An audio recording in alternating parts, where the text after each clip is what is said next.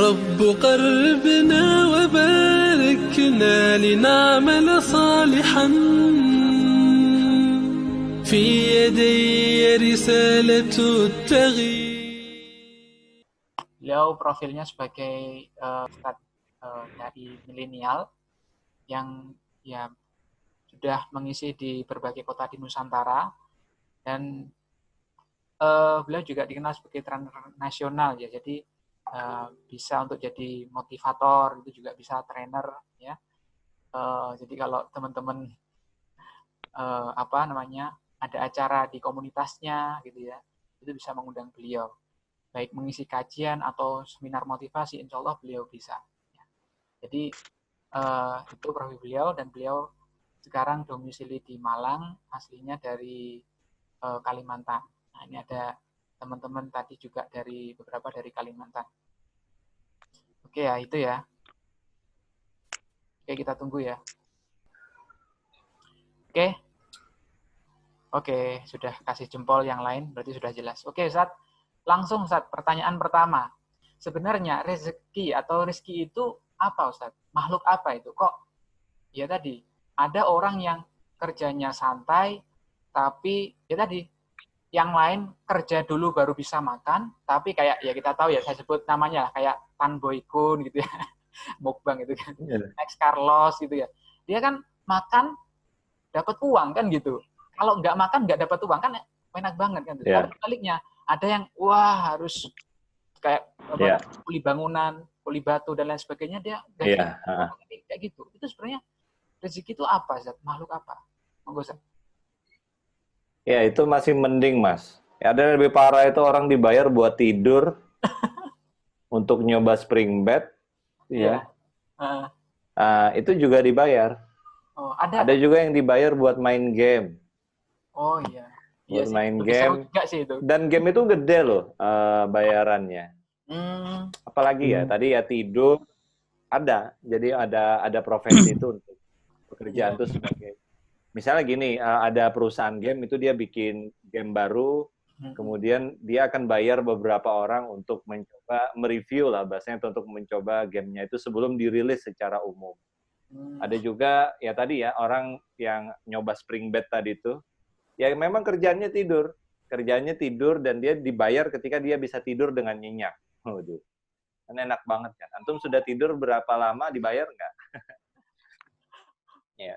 Nah, jadi itulah contohnya. Nah, kalau tadi misalnya ditanyakan, sebenarnya rezeki itu apa sih? Jadi kalau secara makna ya, intinya sih rezeki itu atau pemberian.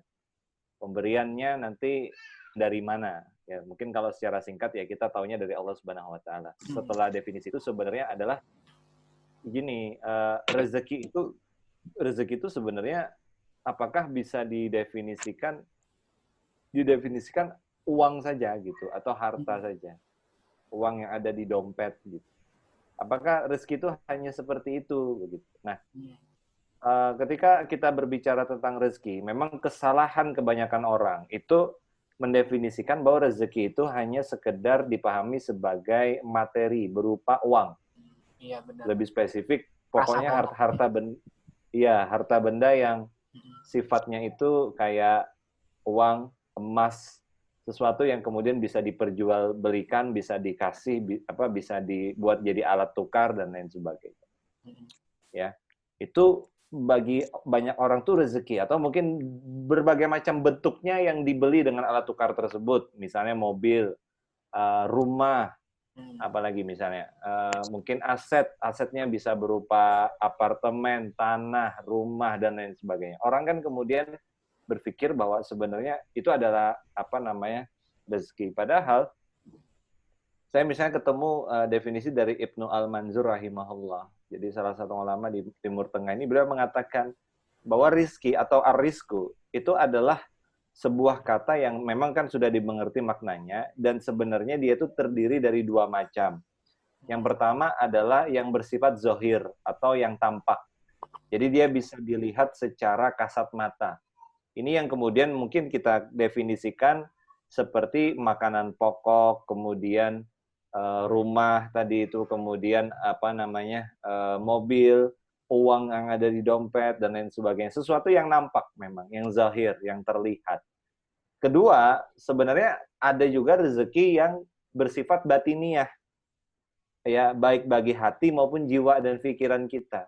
Bersifat batiniah ini maksudnya dia tidak zahir, jadi tidak terlihat secara fisiknya tuh tidak terlihat.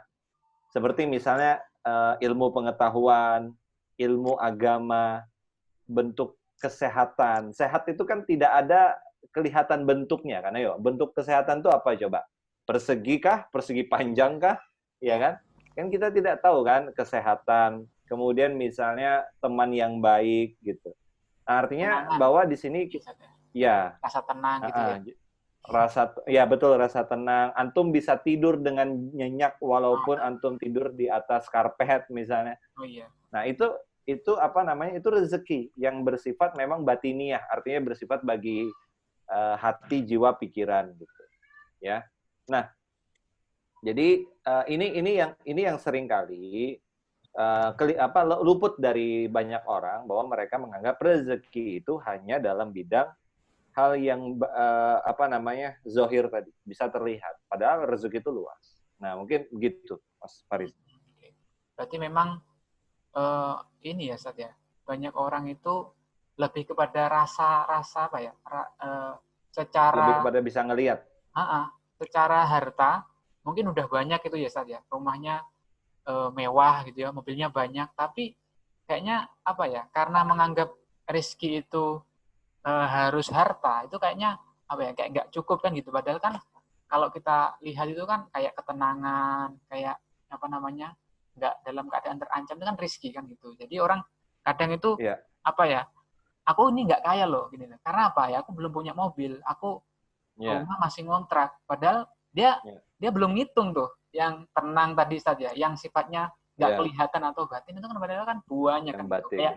Kayak udara ya, Ustaz. Bisa menghirup. Kesehatan ini kan kalau kita apa namanya, pecahin satu persatu ini, misalkan fungsi hidung, fungsi mata dan lain sebagainya, itu kan secara fungsi itu kan nggak kelihatan kan gitu ya. Sebenarnya luas banget ini tuh. Oke, itu ya kurang lebih teman-teman secara umum. Jadi rezeki itu kalau kita kotakkan sama dengan harta, atau yang paling ngeri kalau kehidupan kapitalis sekarang itu rezeki harus uang, sehingga kalau penghasilannya sedikit, rezekinya sedikit, wah siap-siap auto miskin teman-teman. Ya, hati-hati nih. Jadi memang cara pandang ini sangat mempengaruhi ya perasaan kita, ketenangan kita gitu. Oke, pertanyaan yang kedua, Ustaz. Tadi, apakah ikhtiar itu berkorelasi positif dengan rezeki? Maksudnya, apakah kalau orang yang ikhtiarnya sedikit, rezekinya nggak datang-datang atau rezekinya sedikit? Dan sebaliknya, apakah orang yang ikhtiarnya besar, kerja keras, nggak pernah males-malesan gitu ya, lembur terus setiap hari, itu otomatis rezekinya banyak, nggak pernah telat rezekinya datangnya. Gimana itu, Ustaz? Ikhtiar dengan rezeki, ada koneksinya atau gimana? Iya, jadi ada apa ya, boleh kita bilang tuh aliran pemahaman terkait rezeki. Yang pertama yang tadi seperti disampaikan Mas Faris. Jadi aliran pertama atau klan yang pertama, klan yang pertama ini dia itu persis seperti mengandalkan usaha. Jadi maksudnya begini. Ya, jadi bagi klan yang pertama ini ikhtiar itu adalah segalanya. Ya, segalanya.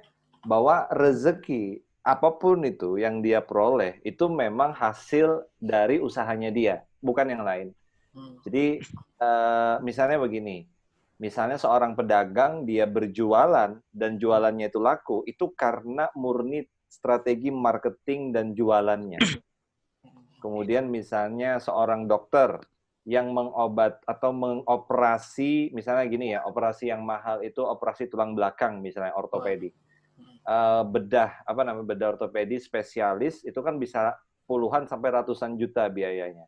Maka orang ini nganggap bahwa ini karena rezeki yang datang atau materi yang datang yang didefinisikan sebagai rezeki itu murni karena ikhtiarnya dia.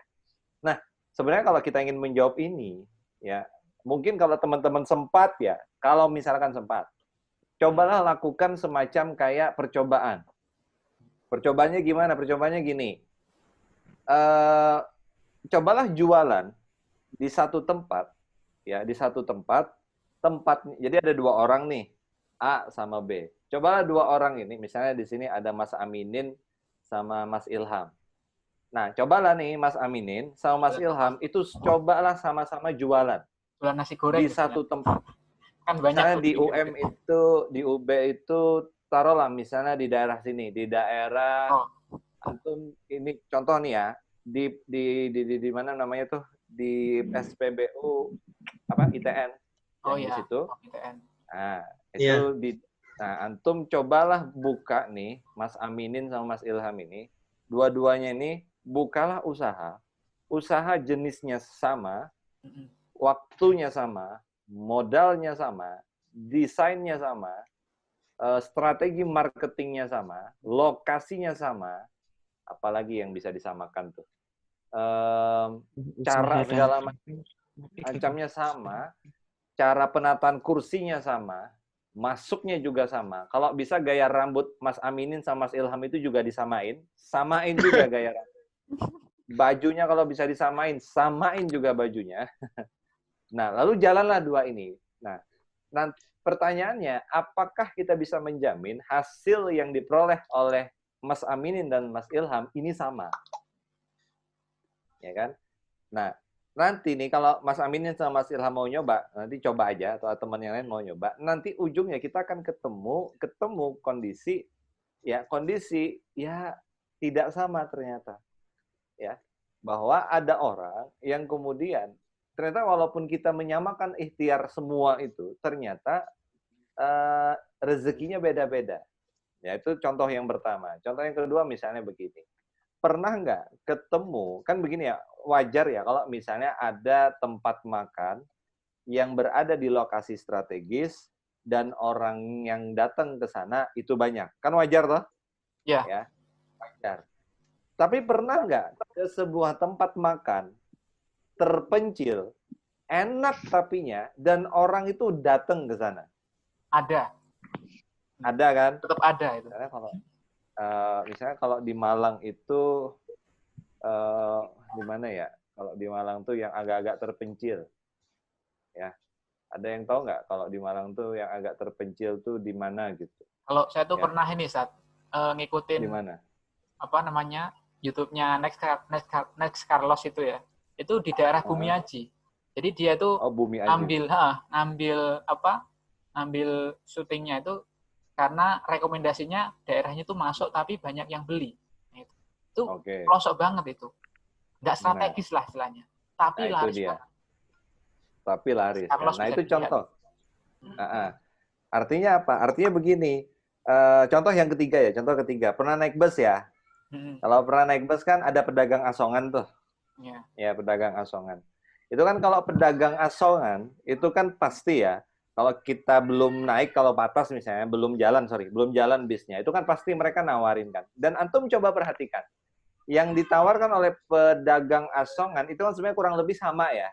Misalnya minuman, paling adanya teh, kemudian Fanta, Sprite, Coca-Cola, kalau tahu biasanya tahu Sumedang, ya dan begitu. Nah, tapi ketika mereka masuk, ya, apakah kemudian semuanya dibeli oleh orang? Kan enggak toh? Ya, ada yang dibeli, ada yang enggak. Walaupun bisnya sama, jualannya juga sama. Kan begitu. Ya, nah, ini yang menarik gitu. Menarik itu maksudnya begini. Menarik itu bahwa ternyata ikhtiar itu tidak berkorelasi dengan rezeki. Ya. Ada orang, faktanya nih, yang dia itu sebenarnya nggak serius-serius banget dalam berbisnis gitu kan. Dalam berdagang misalnya. Tapi pelanggannya itu banyak. Contoh misalnya di kampung istri saya itu. Jadi kalau di kampung istri saya itu ada namanya tuh mie idor, ya. Jadi mie idor. Jadi mie idor ini, ya mohon maaf ya, kalau antum beli di situ, itu kalau secara higienisnya, gimana sih bahasanya? Kebersihannya, antum nggak usah tanya deh. Karena kalau antum nyari standar itu nggak dapet higienisnya tuh, kebersihannya tuh, ya. Jadi itu wah pokoknya, tapi orang itu sudah tua, rentak, di tempat kecil, nggak pakai banner, ya kayak rumah biasa gitu, nggak ada petunjuk kalau itu mie idor, tapi laku dan laris di sana itu. ya. Tapi ada orang di luar di pasar itu, dia jor-joran masang ini, masang banner segala macam, tapi nggak ada orang yang ngelirik gitu. Ya, kalau di Kalimantan tempat saya itu ada namanya pasar tungging. Jadi pasar tungging itu karena orang yang beli itu belinya menungging. Ya, ngerti menungging ya, menungging gitu. Ya. Nah, itu karena memang pasar tungging namanya. Nah, itu kayak misalnya jalannya itu kayak di jalan Sumbersari tuh, tapi kiri kanan itu orang jualan apa namanya? Lapakan gitu, lapak gitu. Kan jadi orang kan kalau mau beli kan nungging ke bawah kan. Nah, itu juga kadang-kadang yang begitu bisa jadi semalaman itu nggak ada yang beli. Sama gampangnya gini aja deh. Terakhir nih, Gojek misalnya. Antum pernah lihat Gojek itu apa namanya? Gojek itu ngumpul di satu titik ya. Nah, ketika kita order, apakah atau misalnya sekian banyak orang itu order, apakah semuanya itu kena order? Kan belum tentu. Ya. Padahal sistemnya sama, Gojek tempatnya sama, dan lain sebagainya. Artinya apa? Sekali lagi, kita akan menemukan sebuah fakta bahwa ikhtiar itu tidak berkorelasi dengan rezeki. Jadi, itu faktanya ya. Kita bicara faktanya dulu, bahwa penyebab datangnya rezeki itu belum tentu atas usaha kita. Karena saya pernah dikasih tahu begini, rezeki itu juga ada dua jenis. Ada rezeki yang kita kejar, yang kita cari, yang kita ambil, yang kita datangi. Ada juga rezeki yang mendatangi kita.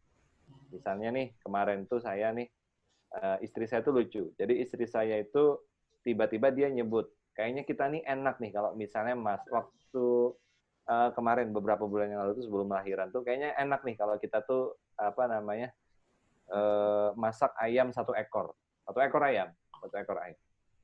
Saya kan bilang, mau dimasak apa? Kata saya, mau masak barbeque katanya. Ya, tapi pengen lah ada ayam satu gitu. Tapi kan saya memang belum beliin karena belum masuk ke anggaran gitu ceritanya. Ternyata ada tetangga sebelah itu tiba-tiba ngasih ayam gitu. Ngasih ayam persis sebagaimana yang didefinisikan oleh istri saya. Ayam sudah dikupas, sudah disembelih segala macam, ya satu ekor gitu. Ya, sampai-sampai saya bilang begini, Mi, ini habis ini nyebut apa lagi nih? Mungkin kambing gitu atau sapi kata saya gitu. Jadi kali aja ada orang nganterin kambing satu ekor gitu kata saya. Tapi itu definisi tentang apa namanya tadi tentang rezeki itu ternyata tidak sesuai, tidak berkorelasi lurus lah dengan kemudian rezeki. Kadangkala ada orang ikhtiarnya di bawah, rezekinya naik. Kadangkala ada orang yang ikhtiarnya di atas, rezekinya turun, maksudnya sedikit. Kadang ada yang selaras, kadang ada yang juga di atas rezekinya bagus karena ikhtiarnya bagus, ada juga yang di bawah. Nah, itu artinya tidak berbanding sebanding gitu. Gitu, Mas Faris. Kalau ini, berarti penyebab pastinya rezeki itu apa? Jika yang kebanyakan orang pahami sekarang itu dikiranya ikhtiar itulah yang menentukan datangnya rezeki, dan ternyata itu tidak. Lantas apa, Ustaz? Yang penyebab pastinya itu? Iya. Sebenarnya kan gini ya, manusia itu sebenarnya bukan bahasanya itu begini. Yang dicari kepastian oleh manusia kebanyakan itu adalah sebab datangnya rizki, kan itu. Kenapa rizki itu bisa datang? Ya kan sebenarnya yang dicari manusia itu. Karena kan begini ya, kalau kita tahu bahwa itu pasti, kita kan bakalan ngejar ke sana. Paham maksud saya? Ya. Jadi misalnya begini nih. Kalau misalnya ada sebuah kepastian bahwa di bawah gedung rektorat UM itu ada emas, ya, One Piece lah misalnya, ya, One Piece misalnya, maka kemudian kan orang-orang akan berbondong-bondong datang ke sana karena merasa itu sudah pasti, kan begitu? Ya, udah pasti. Nah, sebenarnya yang dicari oleh manusia itu sebenarnya adalah sebab pasti rezeki itu datang. Sedangkan yang seringkali kemudian dianggap pasti oleh manusia itu adalah sesuatu yang tidak pasti. Jadi gini, kalau dalam rezeki itu ada al-hal, ada asbab. Jadi al-hal itu ya hal itu maksudnya ya keadaan, kondisi. Al-hal ini kita bicara jadi al-hal dan asbab ya. Jadi al-hal ini bicara nanti masalah kondisi keadaan ya yang biasanya kalau kita lakukan atau kita sediakan kondisi seperti ini, biasanya rezeki bakalan datang. Ya. biasanya rezeki bakalan datang. Biasanya loh ya, biasanya. Ya, itu contohnya begini. Kalau awan mendung, itu kira-kira apa? Bakalan apa? Bakalan hujan. Bakalan hujan kan? Tapi nggak pasti. Apakah pasti? Nggak Belum pasti. tentu. Kadang cuma mendung. Nah, apakah pasti? Nggak. Belum tentu. Iya, nggak pasti. Nah, artinya gini, hal-hal ini adalah kondisi atau keadaan yang kita siapkan agar rezeki itu datang. Nah, maksudnya gimana? Maksudnya begini misalnya. Misalnya nih, kalau kita disuruh memilih untuk buka warung, kira-kira kita pilih warung yang strategis, misalnya pas di pertigaan, atau buka warung di misalnya ya di pedalaman di dalam komplek. Kira-kira kita pilih yang mana? Yang strategis dong, saat. Yang strategis. Pilih yang Strategis. strategis kan? Kita pilih yang berada di pertigaan. Yang bertigaan. Nah, tapi pertanyaannya, apakah pasti tempat yang strategis itu mendatangkan rezeki atau mendatangkan laku lah misalnya? Ternyata kan tadi sudah kita bahas, ternyata tidak pasti. Keadaan atau kondisi yang diciptakan supaya rezeki itu datang, atau kondisi yang disiapkan agar rezeki itu datang, ini sebagai sesuatu yang pasti mendatangkan rezeki. Padahal ini tidak pasti, karena pada faktanya, tadi sudah kita bahas, ada warung yang berada di tempat yang tempat yang strategis, tapi ternyata nggak laku gitu, ya. Ada warung misalnya yang kemudian ternyata agak jauhan di belakang, di dalam. Saya pernah tuh misalnya gini, warung kopi, kafe. Jadi kafe itu, ada kafe yang dia itu sebenarnya di dalam banget, jauh. Di Villa Bukit Tidar situ. Villa Bukit Tidar, kalau antum pernah ke Villa Bukit Tidar, antum masuk Villa Bukit Tidar itu turun terus ke bawah, nanti ke bagian perumahan di bagian kiri. Itu pun antum susah nyarinya kalau nggak pakai Google Map. Dan itu laku. Banyak orang yang kemudian datang ke sana. Ada satu kafe di pinggiran jalan, tapi pelanggannya itu paling 1 sampai 2 orang. Nah, itu yang pertama, hal-hal ya. Nah, masalahnya nih sahabat sekalian, manusia itu kebanyakan menganggap bahwa yang ini tuh pasti, padahal kan tidak pasti. Karena walaupun hal-hal ini wilayah usaha manusia, dia kan bisa berusaha menerapkan strategi marketingnya begini, cara mendatangkan pelanggan begini, cara kemudian bekerjanya begini, dia coba cari pekerjaan begini. Contoh begini, ada orang mikir begini, coba, orang teknik itu biasanya, mereka tuh mikir, tempat kerja yang bonafit itu kalau nggak di PLN, di mana namanya, Pertamina, ya. Karena mereka nganggap bahwa ini 2 perusahaan yang nggak mungkin rugi, gitu kan. Ternyata pada faktanya, Pertamina kemarin rugi kan, 11 triliun, ya kan. Padahal itu sesuatu yang aneh banget kan. Ya, aneh itu maksudnya bagaimana? Ini kita nanti akan bahas lebih panjang sebenarnya. Cuman maksudnya gini, Pertamina yang kemudian outletnya itu di mana-mana, orang itu kalau belinya itu pernah nggak tuh menemukan orang beli bensin itu dia ngutang? Kan enggak kan? Biasanya kan cash. Ya kan? Kemudian orang pasti butuh kendaraan banyak kayak sak mono, segitu kan? Ya, ini masih juga rugi. Apalagi PLN tuh kalau dia rugi, PLN itu sudah monopoli listrik, semua itu punyanya dia. Kalau masih rugi juga itu nggak jelas. Nanti kita bahas dari sisi politik. Tapi maksud saya ini contoh ketidakpastian. Nah itu hal-hal. Nah sebenarnya yang pasti itu bukan kondisinya, tapi yang pasti mendatangkan rezeki itu adalah asbabnya, sebab. Ya, sebab ini dia bersifat hukum kausalitas, bersifat sebab akibat, ya, bersifat pasti. Nah. Dan yang menjadi menarik adalah sebab datangnya rezeki itu ternyata adalah hal yang gaib. Kenapa hal yang gaib? Karena kita nggak tahu. Nggak tahu tuh maksudnya begini loh. Misalnya nih, Faris sama saya itu sama-sama bikin usaha yang tadi. Sama persis bla bla bla segala macam. Tapi datangnya rezeki ke kami atau datangnya pembeli ke tempat kami misalnya, itu kan sesuatu yang gaib kan. Ada nggak yang bisa memastikan? Ya, kan nggak ada. Nah, maka kalau sesuatu yang gaib ini, kita harus mencari dalil yang bersifat qot'i untuk memastikan atau mencari jawaban terus rezeki itu datang dari mana gitu. Ya. Nah, kalau kita lihat ayat Al-Quran, ya banyak sih ya sebenarnya ayat Al-Qurannya. Dan kita memang harus ngambil dalil itu dari segi subut ataupun sumbernya itu qot'i, penunjukannya itu juga qot'i. Artinya dari subut itu maksudnya sumbernya itu qot'i. Itu berarti Al-Quran dan penunjukannya itu qot'i. Artinya penunjukan itu kalau misalnya bilang begini. Misalnya saya bilang, ini warna putih. Maka saya ya, itu namanya qot'i dalalah. Kenapa? Karena saya yakin semua yang ada di sini akan mengatakan ini warnanya putih. Paham ya? Tapi kalau misalnya kemudian, saya bilang kemudian bahwa ini adalah handphone misalnya. Jadi ditampakkan begini saja, handphone. Orang-orang akan banyak kemudian berasumsi, ini handphone apa gitu kan? Apakah ini, atau bisa jadi bukan handphone. Nah gitu.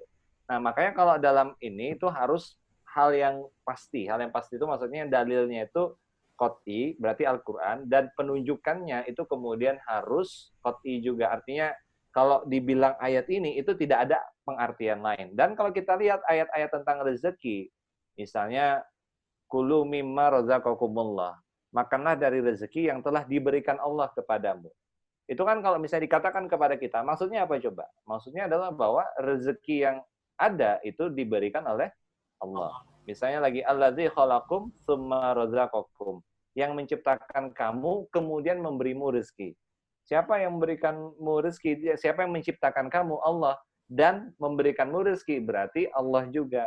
Nah, artinya kita bisa pahami bahwa ternyata sumber rezeki, artinya gini, yang pasti itu adalah asal rezekinya atau sumber rezeki.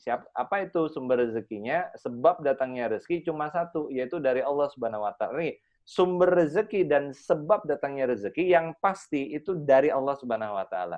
Yang tidak pasti adalah ikhtiar-ikhtiar yang kita lakukan atau kondisi-kondisi yang coba kita set untuk kemudian rezeki itu datang kepada kita. Tapi ketika datangnya rezeki itu asalnya dari Allah Subhanahu wa taala. Nah, gitu Mas. Jadi itu mungkin yang harus kita pahami lah. Jadi al-asbab atau sebab datangnya rezeki itu cuma satu, dari Allah. Ya. Oke. Nggak ada yang lain. Cuma dari Allah Subhanahu wa taala. Dan itu sudah ini ya, Ustaz, sudah ditetapkan ya rezeki itu. Takarannya setiap orang berapa gitu. Ya. Atau ini ya, sudah ya. Iya, betul, sudah ditetapkan. Nah, itu tambah. Nah, itu ya teman-teman, berarti cuman kan kita nggak tahu toh ketetapannya berapa. Nah, itu ya teman-teman, saya ingin garis bawahi lagi biar tadi bisa ditangkap. Apa namanya? Ada dua ya tadi. Ada yang namanya al-hal, ada yang namanya al-asbab, ada yang namanya penyebab rizki, ada yang namanya kondisi rizki. Ya. Bedanya apa? Kalau penyebab itu pasti dan kita nggak tahu, gitu ya. Kalau kondisi itu bisa jadi datang, bisa jadi enggak kan gitu. Nah, bicara sedikit cerita ya, Ustadz. Bicara al-hal ini ya. Ini juga saya ngalamin sendiri dan masih baru aja kemarin itu. Jadi saya sama teman saya pas corona itu kan semua berbondong-bondong ini ya, semua larinya ke online kan itu, online shop. Nah saya itu ini jujur lebih awalan main di online daripada teman saya, teman dekat ini. Nah anehnya saya itu sudah lama main di online shop, sudah belajar ini dan itu, sedangkan teman saya ini nggak ada setahun dia main, nggak ada beberapa bulan, cuma mungkin saya ingat 2 bulan main ini. Nah, tapi secara omset, secara laris itu, wah, dia ngalahin saya. Padahal saya tuh sudah begini dan begitu, tapi nggak tahu, kalau saya perhatikan itu, ya itu ada sesuatu yang di luar kendali manusia, yang itu memang ya Allah, kalau kita bahasakan ini, yang memainkan itu, yang mendatangkan pembelinya dan lain sebagainya. Memang itu ya teman-teman, kita itu kadang terpaku pada al-hal, ya, padahal al-asbab inilah yang sebenarnya penyebab pastinya, dan penyebab pastinya siapa? Yakni Allah. Oke, clear ya, Ustaz? Alhamdulillah. Oke, Ustaz, pertanyaan selanjutnya. Tadi kan saya pastikan ke Ustadz, rezeki apakah sudah ditetapkan? Oh, ternyata sudah. Ya, meskipun kita nggak tahu jatahnya masing-masing, apakah kita bakal kaya atau pas-pasan, kita nggak tahu. Nah, kalau rezeki itu sudah ditetapkan, Ustadz, nah, maka kenapa kok kita masih perlu ikhtiar, Ustadz? Nah, kan sudah dipastikan tuh Dan tadi Ustadz juga sudah menjelaskan kalau ada rezeki itu yang kita kejar, ada yang mengejar kita, ya kan gitu. Nah, maka kenapa sih kita perlu tetap untuk ikhtiar gitu?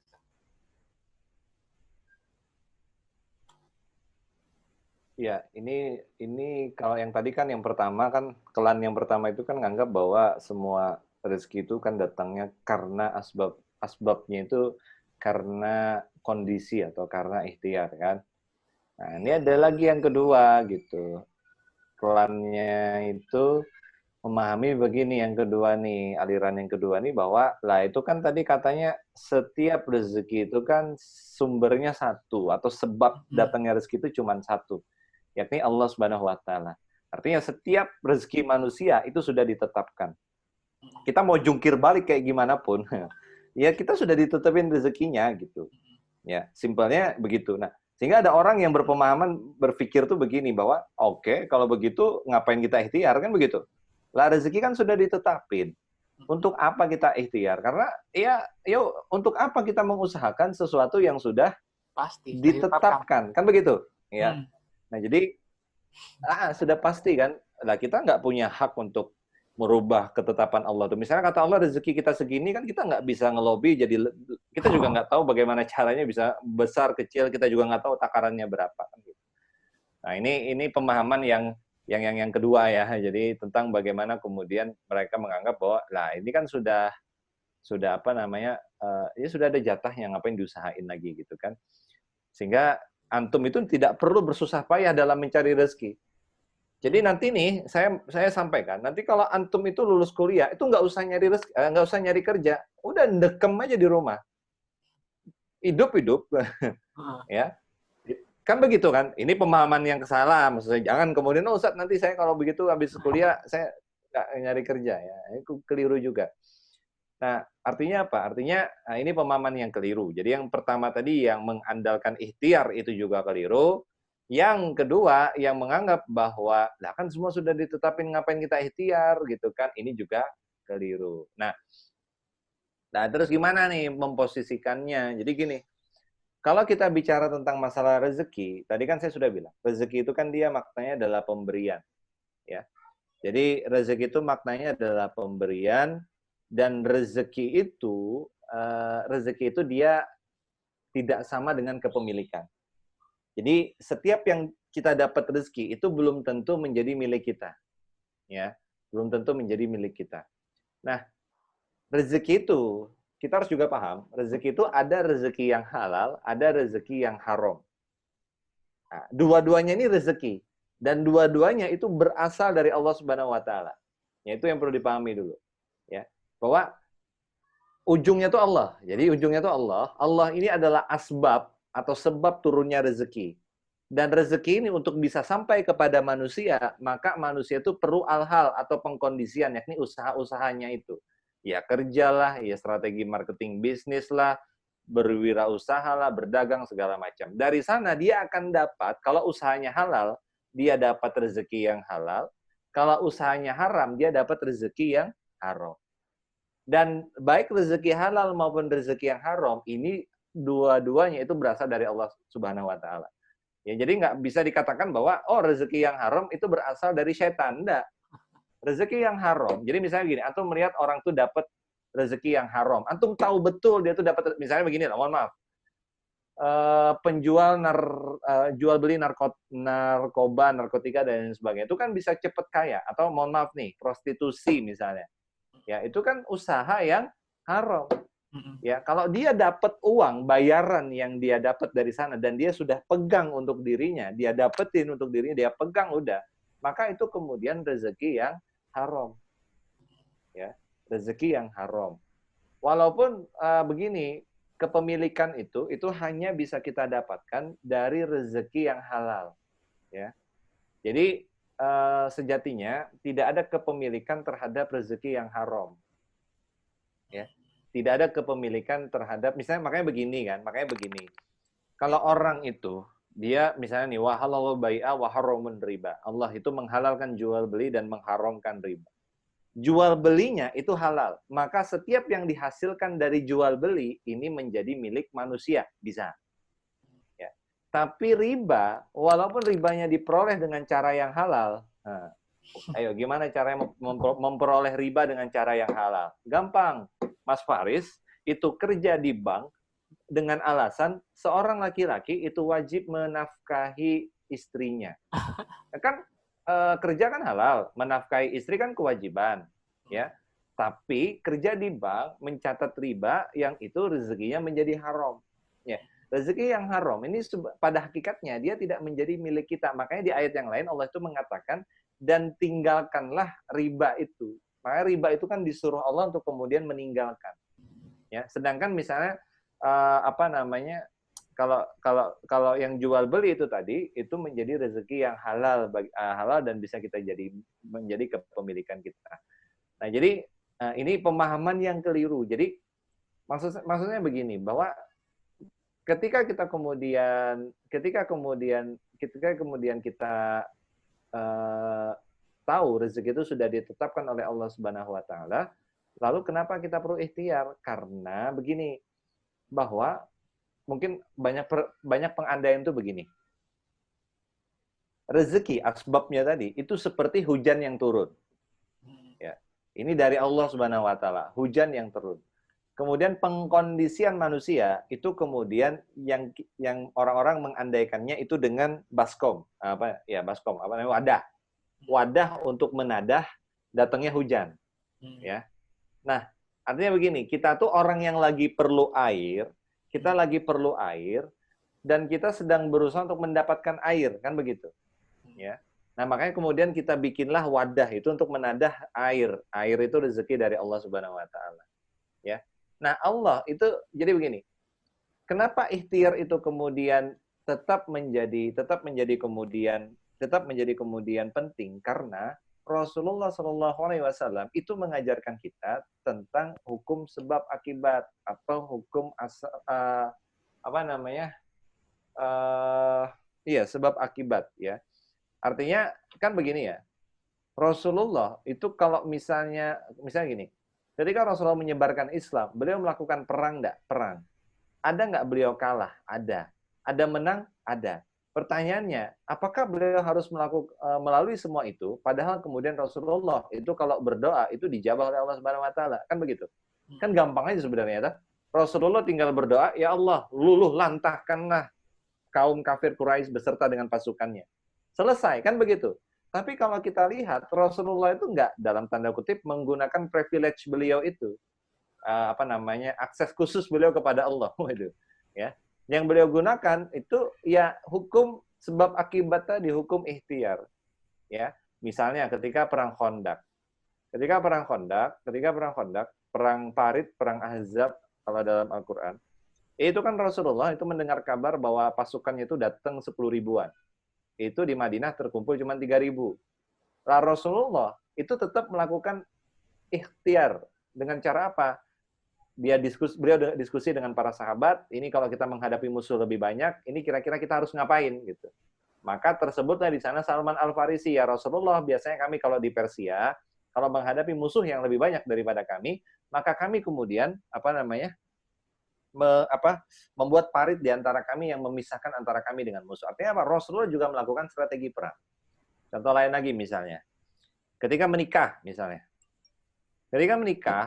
kan begini kan, ada ayat tuh dari Allah Subhanahu wa taala bahwa laki-laki yang baik untuk wanita yang baik, wanita yang baik untuk yang baik, dan sebaliknya laki-laki yang buruk keji untuk wanita yang keji dan segala macam. Nah, lalu apa yang harus kita lakukan gitu? Misalnya kita ini merasa baik gitu. Jadi misalnya kita pasrah aja gitu. Merasa baik itu pasrah aja. Misalnya pasrah gini, ya nanti kita mungkin akan kemudian dipertemukan lah oleh perempuan gitu kan. Ya, oleh laki-laki akan bertemu perempuan. Tapi kita diam ya. Kita nggak pernah ikhtiar misalnya minta carikan sama guru kita, atau coba kemudian ya mungkin ada, bahkan kita tidak berinteraksi di rumah saja, itu gimana? Ya itu persis seperti orang yang pengen kemudian dia itu makan, ada makanan kemudian di depannya. Jadi ini persis kayak orang, dia pengen makan, perutnya lapar, ada makanan di depannya, dan dia menunggu makanan itu masuk ke mulutnya dengan sendirinya. Ya. Ya, persis seperti itu. Dan Islam itu nggak mengajarkan itu. Makanya Islam itu ada yang namanya wilayah ikhtiar.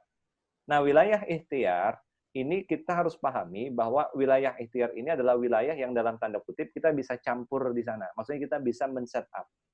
Tadi kan asbab yang sebab datangnya rezeki itu hanya dari Allah, itu tidak bisa kita campuri. Allah yang menentukan rezeki kita dan kita nggak bisa mengganggu-gugat hal itu. Kita nggak punya kemampuan. Ayo, makanya tadi saya tanya, antum ada kenal nggak orang yang bisa merubah takaran rezeki kita dari segini jadi lebih banyak gitu? Atau yang dari segini jadi lebih sedikit gitu? Kan nggak ada. Wong kita sendiri aja nggak tahu kapan kemudian kita mati gitu kan? Kapan kemudian kita dapat kiamat gitu kan? Ya, maka ini tidak dihisap oleh Allah Subhanahu Wa Taala. Ya. Yang wilayah yang dikuasai manusia itu adalah al-hal tadi. Al-hal tadi maksudnya adalah kondisi-kondisi yang bisa diusahakan manusia untuk kemudian menjadi wasilah datangnya rezeki. Walaupun sebab datangnya rezeki itu adalah dari Allah Subhanahu Wa Taala. Ya, di sini akan dihisap. Di tempat inilah, di bagian al-hal inilah, ini bisa menjadi ikhtiar itu bisa menjadi wasilah amal soleh, menjadi wasilah kita untuk melakukan ibadah kepada Allah Subhanahu Wa Taala. Ya, jadi sebenarnya pentingnya ikhtiar itu bukan apa-apa sebenarnya. Artinya gini, antum nggak ikhtiar pun rezeki antum tetap datang. Ya, antum nggak kerja, nggak berusaha, antum tetap hidup selama antum dikasih rezeki. Kan kalau penggambaran Ustaz Felix itu gampang.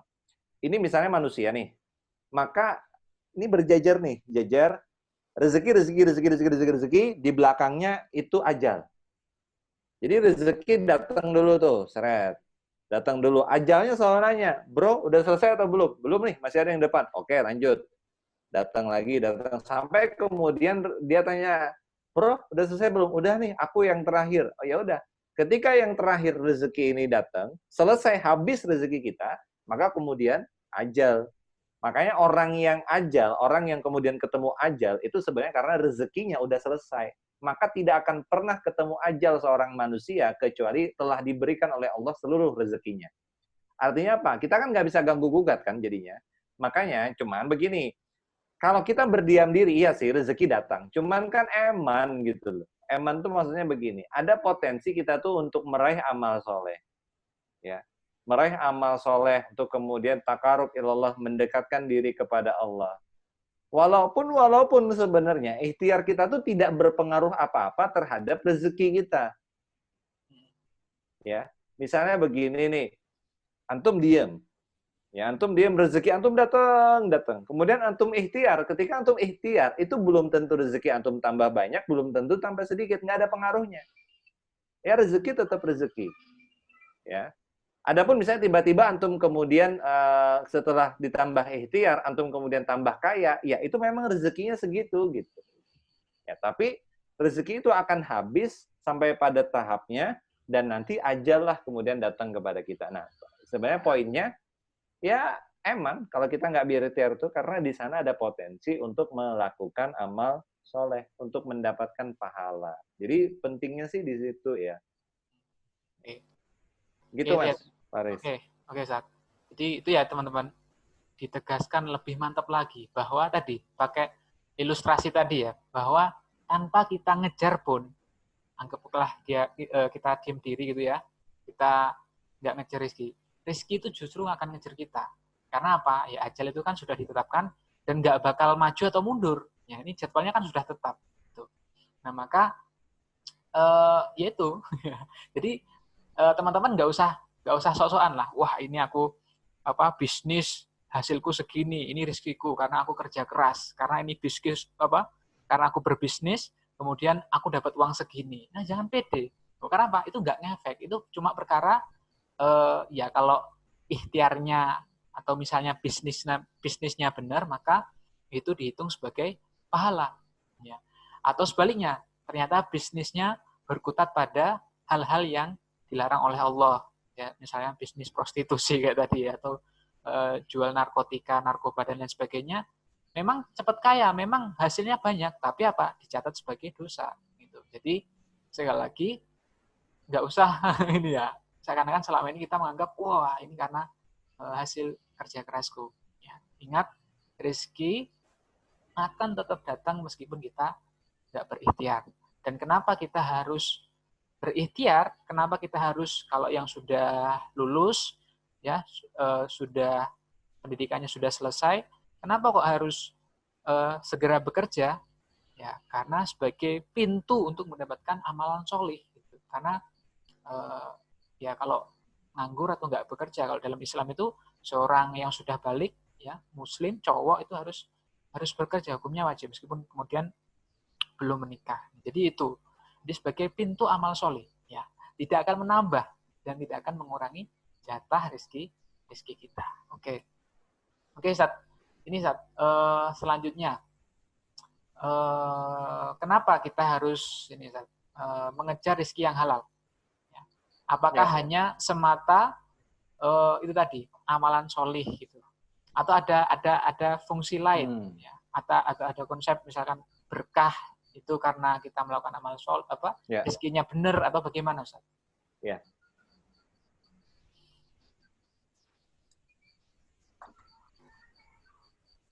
Iya. Jadi betul tadi kata Mas Faris ya. Sebenarnya kita tuh ikhtiar itu tidak akan menambah mengurangi rezeki kita, tapi dia akan merubah hisab kita gitu. Nah, maksudnya begini, misalnya kan tadi kan misalnya ada yang beranggapan, oh wes lah, udahlah, nggak usah kerja, kan rezeki sudah diatur oleh Allah, maka itu akan dihisab oleh Allah. Apalagi kalau yang bilang itu seorang laki-laki yang sudah balik, karena kan laki-laki yang sudah balik itu memang tadi kata Mas Faris betul tuh. Sebenarnya orang tua itu sudah tidak punya tidak punya kewajiban lagi terhadap dia. Ya, andai kan nih in case ya orang tua antum itu tidak memberikan nafkah kepada antum, itu masih sah. Kenapa? Karena antum sudah balik dan antum laki-laki. Maka antum harus berusaha untuk bisa punya penghasilan sendiri. Beda kalau perempuan ya, perempuan beda. Nah, termasuk apalagi kalau yang mengatakan tadi itu adalah seorang laki-laki yang sudah balik dan sudah menikah, punya anak dan istri. Dia bilang, loh, kan anak dan istri saya sudah dijamin rezekinya oleh Allah. Saya juga sudah dijamin rezekinya oleh ya wes. Aku ora usah kerja.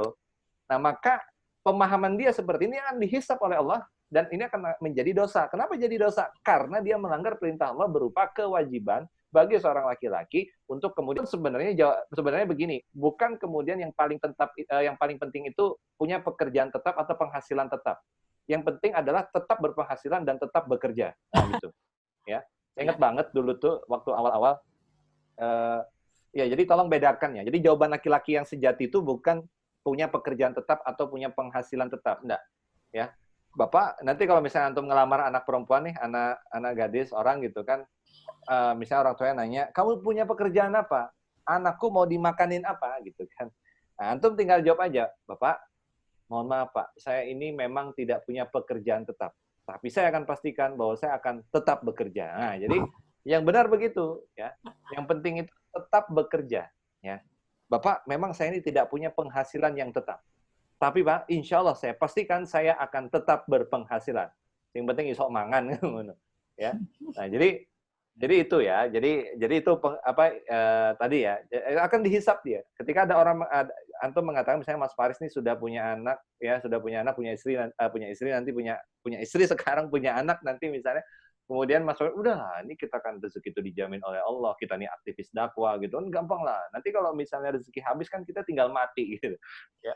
Nah, itu ya akan dihisap oleh Allah dan itu akan jadi dosa gitu. Kenapa? Karena melanggar perintah Allah berupa kewajiban Mas Faris untuk kemudian itu tadi ya, untuk memberikan nafkah. Nah, terus kan bertanya loh, apakah ikhtiar itu sebenarnya karena hanya sekedar mencari ikhtiar rezeki yang halal ya, itu hanya untuk kemudian amal soleh? Saya bilang sih enggak ya. Jadi gini teman-teman sekalian, saya pengen cerita nih. Jadi ini bagi siapapun bagi antum yang kemudian mendambakan materi-materi dunia. Mendambakan tuh boleh, tapi jatuh cinta itu nggak boleh. Bedanya apa ya? Habis ini saya jelasin lah. Nggak boleh berangan-angan. Maksudnya begini, saya tuh bersyukur, saya tuh aktif di sebuah komunitas yang isinya tuh para pengusaha hijrah di komunitas masyarakat tanpa riba. Itu kayanya itu nggak tanggung-tanggung, ya. Kayanya tuh nggak tanggung-tanggung, beneran, ya. Jadi kayanya tuh nggak tanggung-tanggung, dan itu luar biasa, ya. Mereka kalau materi itu gampang sekali bagi mereka, ya.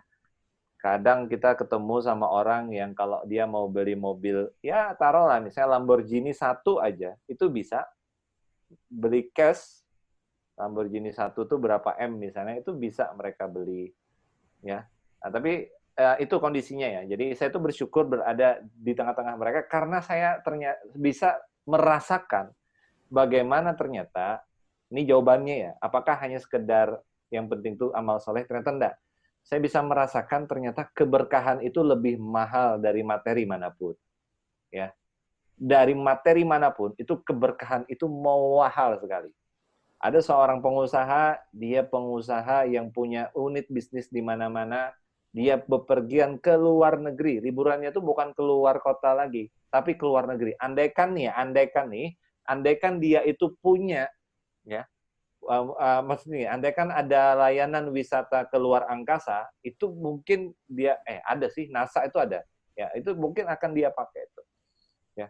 Tapi ya teman-teman sekalian ya, insya Allah tidurnya tuh tidak lebih nyenyak ketimbang antum. Ya. Padahal spring bed-nya tuh sudah spring bed yang terbagus, yang paling baik, yang paling mantep udah. Yang harganya mungkin bisa 1 buah mobil, 1 buah motor. Ya. Itu spring bed-nya. Itu spring bed kayak gimana coba antum bayangin aja, saya aja susah bayanginnya itu. Tapi tidurnya itu tidak nyenyak. Ya kan? Tidurnya tuh enggak nyenyak. Antum itu kan, antum mau tidur di kursi, kursinya bau apek gitu kan misalnya. Kemudian misalnya situ agak kotor segala, ya lanjut aja tidur enak gitu kan. Ya, atau kemudian tidur di karpet yang habis bangun mungkin pas tidur nggak kerasa sakit badan, pas bangun mungkin kerasa sakit badannya, ya bisa gitu. Nah, ada orang-orang yang seperti ini. Artinya apa? Yang selain sebenarnya kenapa penting bagi kita ikhtiar rezeki, mencari rezeki yang halal, itu selain menjadi amal soleh, yang kedua itu adalah keberkahan sebenarnya. Ya, ziyadatul khair. Kenapa? Karena orang-orang yang tadi saya ceritakan, harta mereka banyak. Ya, harta mereka banyak, tapi tidak berkah. Saya teringat kisah Imam Syafi'i. Jadi ada seorang buruh yang mengadu kepada Imam Syafi'i. Wahai Imam Syafi'i, saya ini seorang buruh, bekerja dengan bayaran yang lebih besar daripada yang lain dan banyak. Tapi kenapa setiap hidup saya ini itu tidak bahagia? Istri saya itu kurang mesra dengan istri, anak-anak saya itu kurang sulit untuk diarahkan, ya, dan lain sebagainya. Nah, maka kemudian Imam Syafi'i mengatakan, besok temui bosmu, maka dan minta kurangi upahmu menjadi 4 dirham saja. Lah ini buruh kan bingung, ya. Tapi ya dia percayalah sama Imam Syafi'i gitu. Dia bilang, "Ya Imam, wahai Imam Syafi'i, aku percaya dengan engkau orang yang benar, maka aku akan lakukan." Maka besok dia minta diturunkan 4 dirham. Kemudian setelah itu dia datang lagi kepada Imam Syafi'i. Wahai Imam, wahai Syafi'i, aku sudah meminta diturunkan upahku 4 dirham. Tapi anak dan istriku masih saja pada kondisi seperti sebelumnya. Keluargaku tetap tidak bahagia. Maka kemudian kata Imam Syafi'i, temui lagi bosmu, minta ia untuk kurangi lagi upahmu jadi 3 dirham saja. Ya.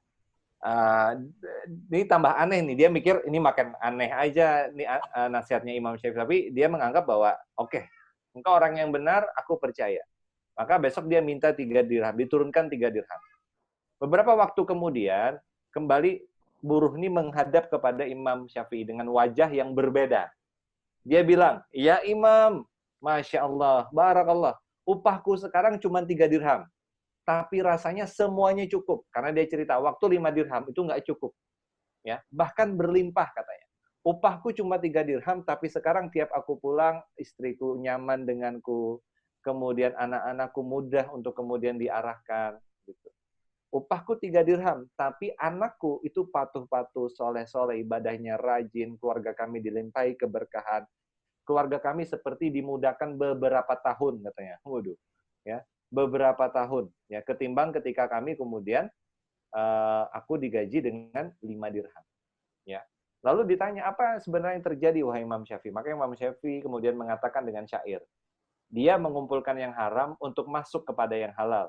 Dia kira supaya menjadi banyak padahal merusak. Artinya gini, orang yang mengumpulkan harta yang haram dengan harapan untuk menjadi baik, sebenarnya dia tidak akan mendapatkan apa-apa kecuali kerusakan. Misalnya begini, ada orang kan yang kemudian dia itu menyekolahkan anaknya di sekolah yang kemudian paling bagus, sekolah Islam yang paling bagus, tapi ternyata anaknya itu nggak jadi apa-apa. Kenapa? Karena dia membiayai sekolah anaknya mungkin dengan harta yang haram. Ketika dia menggunakan harta yang haram untuk mendapatkan kehalalan, maka sebenarnya dia nggak akan mendapatkan apa-apa kecuali kerusakan. Karena memang harta yang haram itu merusak sebenarnya. Itu ngeri memang. Ya. Jadi dan bahkan ditanyakan, lalu apa pekerjaanmu sekarang? Aku bekerja menjaga gudang saja, pekerjaan yang santai-santai dan nggak terlalu capek. Nah, artinya apa? Yang penting sebenarnya tidak hanya amal soleh, tapi juga keberkahan.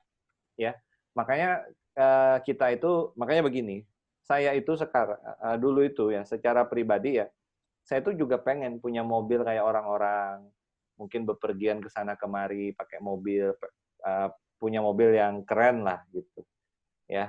Apalagi ada keluarga saya itu dia sudah bisa beli seumuran saya, dia sudah beli Pajero Sport Cash gitu kan. Nah, cuman setelah kemudian saya bergaul dengan teman-teman pengusaha hijrah ini, yang tadi mereka itu merasakan harta haram itu merusak. Jadi ada orang yang sampai mau bunuh diri gara-gara harta haram itu. Yang kemudian pusing, nggak bisa tidur, kayak orang gila, dan lain sebagainya. Saya kehilangan nafsu untuk kemudian memiliki hal-hal yang begituan. Ya. Kenapa? Secara pribadi misalnya, saya sudah ngerasain mobil dari yang murah sampai yang paling mahal gitu. Ya rasanya sama. Kalau kita belokin ke kiri, dia belok ke kiri. Kalau belokin ke kanan, ya belok kanan gitu. Dan hanya bisa dinikmati waktu itu saja. Antum mau menikmati mobil bagus, misalnya antum beli mobil 1 miliar misalnya, antum nikmati berapa lama? Ya selama di perjalanan kan begitu. Ya, apakah antum akan tidur di sana? Antum akan makan di sana? Antum akan mendidik anak istri antum di sana? Kan enggak. Ya. Jadi saya selalu bilang, saya pernah pakai mobil teman-teman tuh yang harganya 1M, di atas 1M. Dan saya, ya ketika saya setir, saya lihat segala macam, oh sama aja. Duduknya yang ngadep ke depan, kalau belok ke kiri, kita setir ke kiri, ya beloknya ke kiri, setir kanan, beloknya ke kanan. Gitu kan, bannya ya 4, gitu. Ya itu aja gitu ya. Nah, dulu juga saya tuh pernah berpikir begini, kayaknya enak ya kalau saya waktu itu belum sering keluar kota. Saya lihat ada teman-teman yang sering keluar kota, yang nginep di hotel berbintang gitu kan, share foto-fotonya di sosial media. Ternyata Allah memberikan saya kesempatan untuk merasakan seperti itu, dan ya rasanya biasa aja. Ternyata lebih enak tidur di rumah loh, ya, tidur di rumah, ya. Jadi saya sering kan, kan saya punya standar sendirilah karena terkait urusan pekerjaan kan, untuk kemudian hotel misalnya. Jadi misalnya hotel bintang 4 yang ada ini, ada ini, ada ini. Ketika itu dipenuhi dan sering dipenuhi, ya sering saya rasakan, ternyata lebih enak di rumah. Lebih enak kemudian bersama dengan anak dan istri. Walaupun spring bed-nya itu mungkin kalau digabung sama kasur saya ini lebih mahalan spring bed-nya gitu. Tapi ya itu. Misalnya lagi nih bepergian, kayaknya enak ya lihat orang tuh naik pesawat, tuh enak banget naik pesawat, keren ya bisa ke sana kemari segala macam. Saya dulu mikir begitu, dan ternyata ketika Allah memberikan kesempatan saya merasakan hal yang sama, ternyata nggak enak banget gitu.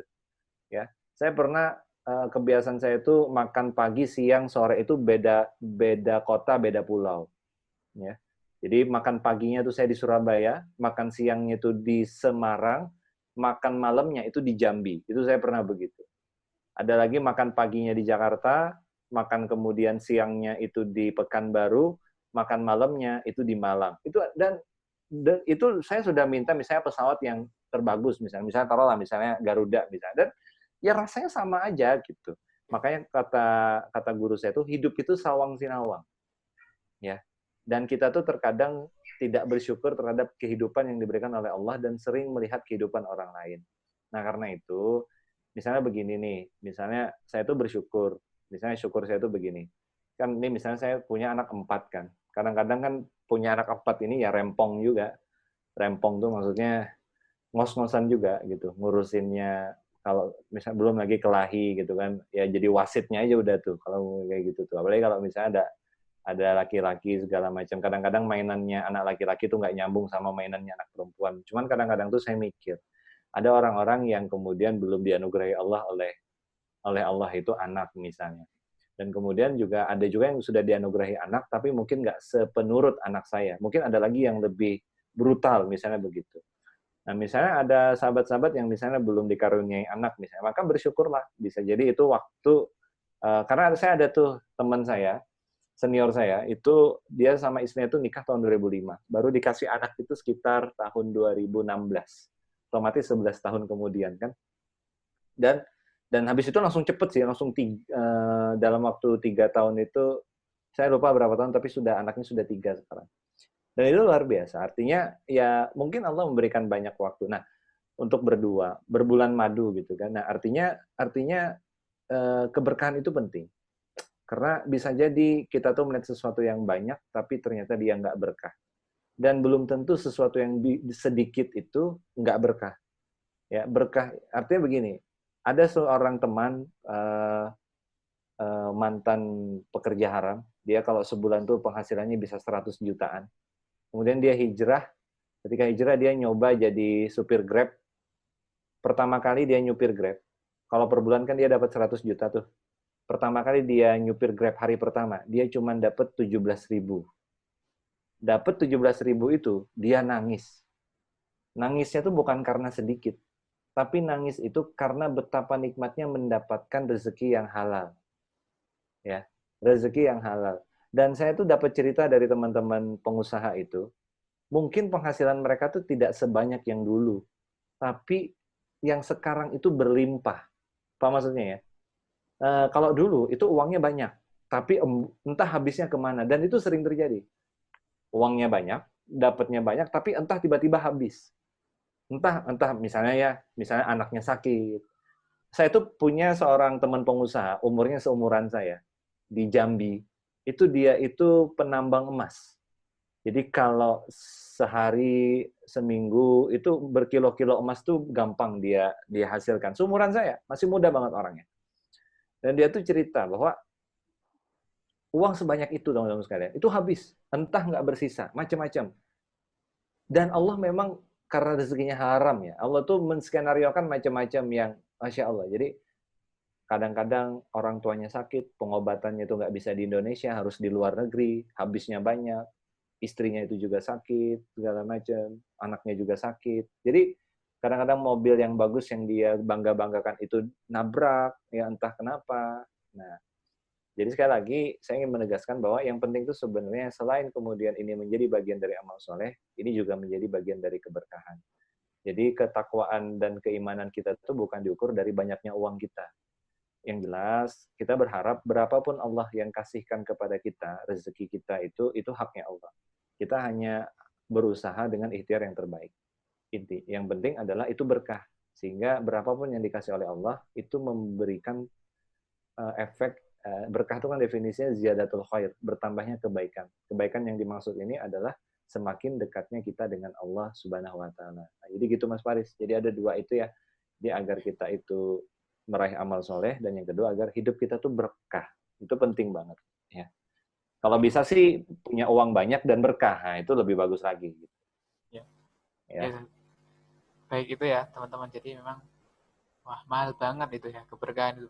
Kita kadang kira itu tadi sederhananya adalah uripiku sawang sinawang. Kalau sekarang masih punya sepeda motor, melihat orang punya mobil, pengen mobil. Sudah punya mobil, nanti ada yang mobil sport, pengen mobil sport dan seterusnya. Nah, maka saya juga speechless ya mendengar cerita dan pengalaman dari teman-temannya Ustaz Ardi. Mana ya nggak ada nilainya kalau harta itu kita dapat dengan jalan yang haram. Oke Ustaz, tadi ini kan kalau saya melihat teman-teman juga kayaknya sudah merasakan bahwa yang mahal itu adalah keberkahan. Yang mahal adalah kita menerima rezeki dalam posisi itu berkah. Nah, dan kita bisa pastikan berkah itu kan akal kita mengunci adalah rezekinya ini halal. Dan kita kan bisa bedakan tuh rezeki halal mana, rezeki haram mana. Tapi kan kita ada keterbatasan ilmu, Ustaz. Ya, kayak misalkan sekarang ada perkembangan bisnis di bidang online, ya, online shop, ada dropshipping, ada trading segala macam, itu kan banyak perkembangan teknologi di bidang bisnis itu. Nah itu kan kita nggak tahu. Nah perkembangan teknologi semakin maju, bisnis ataupun kerja semakin banyak faktanya. Nanti kita gimana caranya biar kita itu bisa memastikan rezeki yang datang kepada kita itu adalah rezeki halal, sehingga kemudian kita itu tetap berada pada kondisi keberkahan tadi, sehingga ya tetap dapat ketenangan dan sebagainya. Gimana Ustaz biar tetap dalam keadaan rezeki yang halal? Ya, ini mungkin core of the core-nya ya dari materi pembahasan kita pada malam hari ini. Jadi penting sekali kita tuh tadi memahami bahwa sebab turunnya rezeki itu hanya satu, yakni dari Allah Subhanahu wa taala.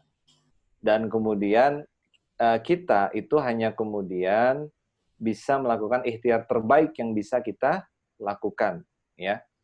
Nah, karena kita paham bahwa rezeki itu sebenarnya yang menguasai adalah Allah Subhanahu wa taala. Artinya tadi ya bahwa rezeki itu seharusnya memunculkan keyakinan bahwa rezeki itu berasal dari Allah Subhanahu wa taala. Dan karena muncul dari Allah atau berasal dari Allah Subhanahu wa taala, maka harusnya kita tuh yakin bahwa Allah Subhanahu wa taala itu akan selalu membantu kita. Ya. Karena rezeki itu kan berasal dari Allah Subhanahu wa taala. Ya, kemudian dari sini karena kita tahu Allah itu akan selalu membantu kita karena rezeki itu berasal dari Allah Subhanahu wa taala, Allah itu Maha Pengasih lagi Maha Penyayang, tidak akan pernah membiarkan makhluknya itu kelaparan, ya. Bahkan cicak yang merayap di dinding yang dia itu bisa makan nyamuk dengan secepat itu bisa ditangkap sama cicak, kan begitu. Ya, tadi misalnya contohnya kecoa misalnya gitu. Nah, jadi ya dengan pembahasan malam ini tadi, yang pertama sebelum saya menjawab tadi pertanyaan Mas Faris tadi, bahwa yang penting itu adalah bahwa kita paham bahwa karena rezeki ini berasal dari Allah Subhanahu wa taala, maka kita yakin bahwa Allah yang memberikan rezeki. Kita yakin juga karena Allah itu Maha Pengasih lagi Maha Penyayang, Allah akan memudahkan dan membantu kita untuk mendapatkan rezeki. Karena itu yang ketiga, harusnya kita muncul semangat dalam mencari rezeki. Kenapa? Karena Allah bersama kita gitu. Ini penting dulu, ya. Walau ini wilayah yang menguasai manusia, atau kalau dalam qadar itu kan ada dua pembahasan, salah satunya ada wilayah yang menguasai manusia dan wilayah yang dikuasai manusia. Wilayah yang menguasai manusia ini adalah sesuatu yang tidak akan dihisap oleh Allah Subhanahu wa taala. Ya. Tapi kita ini sebuah keyakinan. Sebuah keyakinan yang terpatri di dalam dada kita bahwa kita tuh yakin Allah itu akan membantu kita dan kita harus bersemangat karena Allah membantu kita.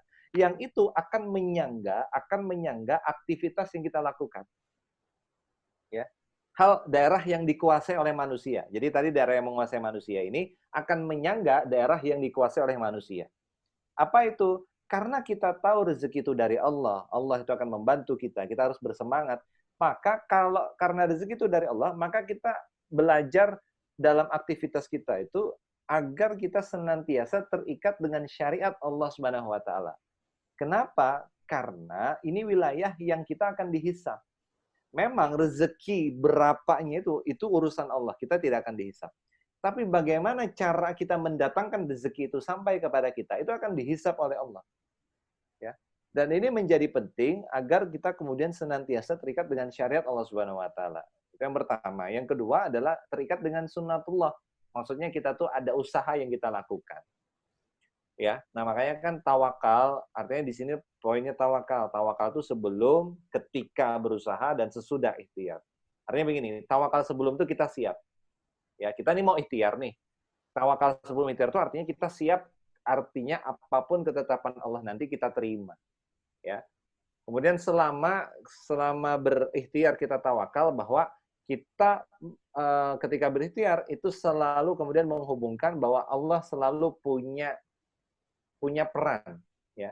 Tidak akan terjadi kecuali atas izin Allah. Yang ketiga, setelah ikhtiar adalah kita sudah selesai ikhtiar, maka kita serahkan berikutnya kepada Allah Subhanahu wa taala.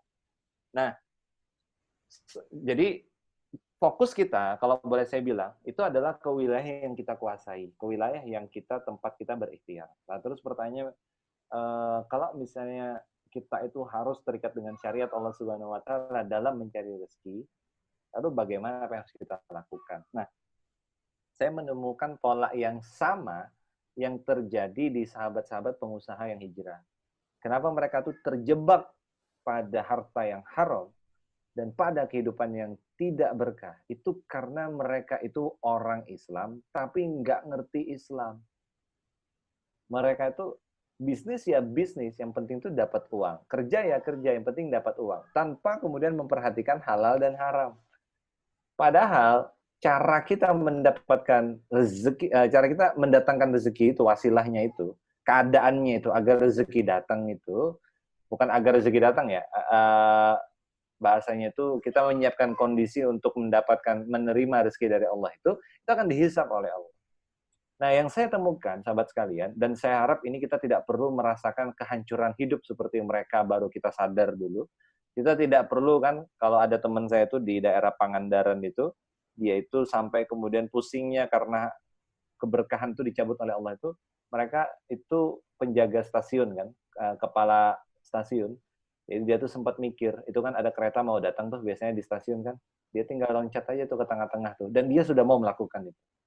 Ada teman itu di Medan, usahanya emas, itu dia setiap kemana-mana itu dia bawa bawa obat untuk bunuh diri di kantongnya ini. Jadi dia tinggal cari momen aja, racun. Nah, saya tentu saja berpikir bahwa kita kan tidak perlu tuh merasakan kehancuran atau rasa seperti mereka ini baru kita tobat. Dan yang saya temukan adalah mereka seperti itu karena mereka tidak paham Islam, mereka tidak mengerti Islam. Mereka hidup hanya sekedar hidup, bisnis, kerja hanya sekedar bisnis dan kerja, tanpa tahu halal dan haram. Banyak sih uangnya, tapi haram. Dan tadi sudah disampaikan oleh Imam Syafi'i bahwa yang haram itu pasti merusak. Merusaknya bisa ke bisnisnya bangkrut, ke keluarganya kemudian sulit untuk kemudian anak-anaknya jadi anak soleh dan solehah, dan lain sebagainya. Maka saya menghimbau, dan juga tentu saja saya nggak capek ngajak. Mereka itu sahabat sekalian, yang hijrah-hijrah tadi itu, sekarang itu merasakan kenikmatan luar biasa ketika mereka mengkaji Islam dan belajar Islam.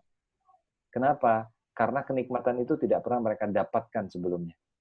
Ya, kadang-kadang tuh saya malu, karena semangat mereka menuntut ilmu itu lebih semangat ketimbang saya. Komitmen mereka tuh lebih luar biasa.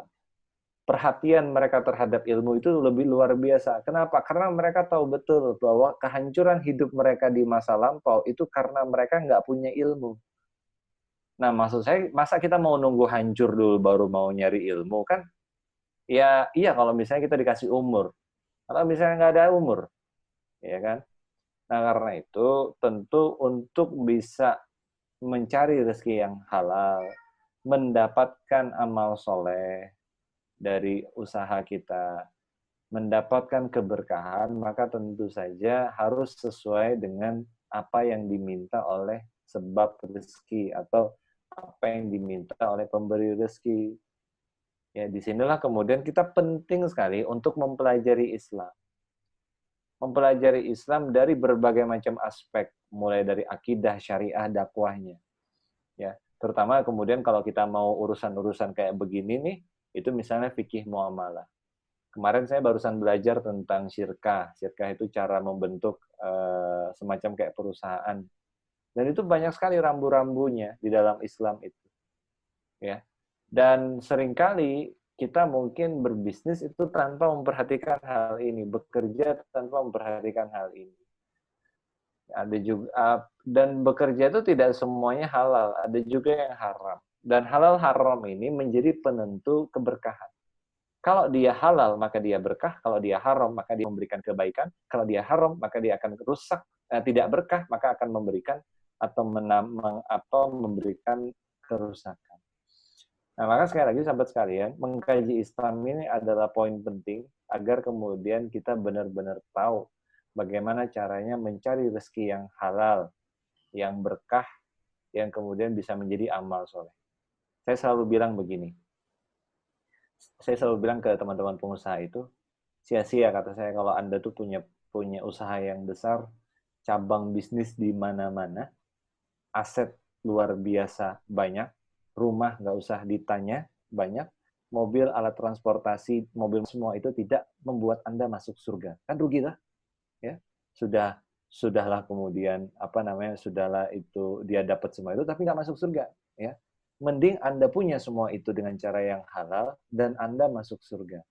Nah, kalau bisa, makanya kan bukan berarti kita tuh miskin, yang penting berkah, enggak. Kalau bisa ya kaya dan juga berkah, kan gitu, berlimpah lah, ya, berkah berlimpah, ya, jadi berkah dan berlimpah. Berkahnya itu selalu di depan. Maka sekali lagi untuk mendapatkan kehidupan yang berkah, yang sesuai dengan syariah, yang menghasilkan amal soleh, maka mau tidak mau kita harus mengkaji Islam. Maka bagi teman-teman yang belum mengkaji Islam, ini bagi saya mengkaji Islam ini merubah segala macam hal dalam hidup kita. Merubah segala macam hal menjadi lebih baik, menjadi lebih berkah. Saya bisa menjamin, mungkin suatu saat kalau beliaunya waktu luang, saya akan minta untuk sharing nanti ke teman-teman tentang bagaimana proses hijrah beliau. Apa yang beliau punya, itu apa yang kita bayangkan dan apa yang kita inginkan.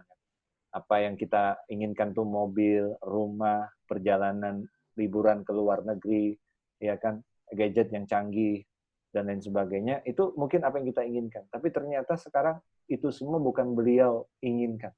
Yang beliau inginkan itu adalah mengkaji Islam dan mulia dengan Islam itu. Karena dulu, saya ingat banget perkataan Umar bin Khattab itu, kita ini adalah kaum yang dimuliakan Allah oleh Islam. Jika kita kemudian mencari kemuliaan selain dengan Islam, maka Allah akan menghinakan kita. Dulu, sahabat-sahabat saya pengusaha itu, mereka mencari kemuliaan selain daripada Islam. Mereka mencari kemuliaan dengan mobil, dengan rumah, dengan aset yang banyak, dengan tanah, properti di mana-mana, liburan ke luar negeri, dan lain sebagainya. Tapi ternyata Allah menghinakan mereka. Sekarang ini Allah menghinakan mereka. Hinanya gimana? Mereka takut dengan debt collector, mereka sembunyi, berbohong, ganti nomor, hidupnya nggak tenang, dan lain sebagainya. Nah, makanya sekarang tuh mereka berbondong-bondong untuk mengkaji Islam. Dan saya pikir kita tidak perlu merasakan kesakitan seperti mereka dulu, baru kan kemudian kita ngaji Islam. Ya, janganlah. Artinya kita sekarang harus segera mengkaji Islam. Jadi gitu, Mas Faris, penutupnya bahwa tidak ada cara lain untuk mendapatkan rezeki yang halal, yakni dengan ikhtiar yang halal. Lah, ikhtiar yang halal itu hanya bisa didapatkan atau hanya bisa dipahami dengan cara mengkaji Islam. Karena tidak mungkin ikhtiar yang halal itu bisa didapatkan kecuali kita paham Islam sepaham-pahamnya. Wallahu a'lam bishawab. يا رب قربنا وباركنا لنعمل صالحا في يدي رسالة التغيير